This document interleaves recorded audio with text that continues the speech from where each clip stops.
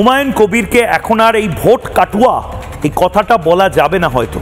মানে ভোট কাটুয়া যাকে বলা হচ্ছে তাকে তো কিছুটা হলেও অপমান করা হচ্ছে। হুমায়ুন কবির যাদের ভোট পাবেন তাহলে তো তাদেরকেও অপমান করতে হবে।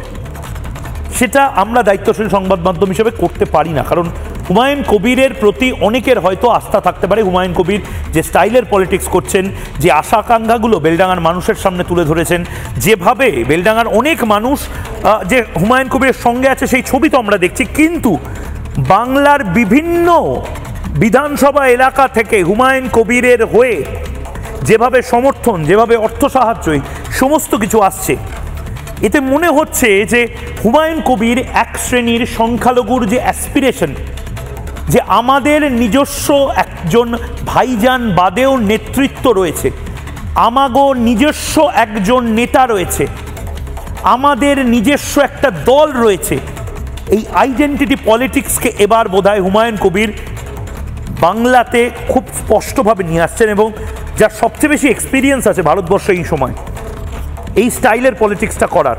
হ্যাঁ, সে হয়তো সাকসেসফুল নয়, সে হয়তো একজন দুজন এমপিকে নিয়ে একেবারে পার্লামেন্টের শেষের লাস্ট সিটে লাস্ট বেঞ্চে বসে থাকেন, আসাদুদ্দিন ওয়েসি, কিন্তু তার কি ফ্যানের অভাব আছে? তার কি অনুরাগী অনুগামীর অভাব আছে? নেই। এটাই হচ্ছে আসাদুদ্দিন স্টাইলের মডেল অফ পলিটিক্স, যেটা বাংলায় বোধহয় আসছে।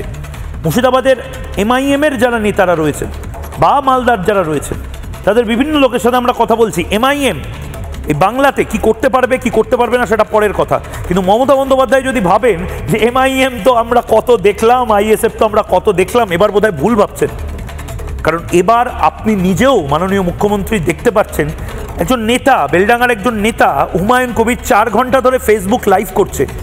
গোটা দেশ নড়ে চড়ে বসেছে যখন 4 ঘন্টা ধরে টাকা গোনা হচ্ছে বেলডাঙ্গায়। যে স্থাপত্য তিনি বানাতে চলেছেন, ধর্মীয় স্থাপত্য, সেই স্থাপত্যের অর্থ সংগ্রহের যে টাকা, ট্রঙ্ক টাকা আসছে, সেই টাকা গোনার ফেসবুক লাইভ হচ্ছে। এই আবেগ লাস্ট কবে মমতা বন্দ্যোপাধ্যায় আপনি বেলডাঙ্গা বা মুর্শিদাবাদের মানুষের থেকে পেয়েছেন? আপনি নিজে বলুন তো।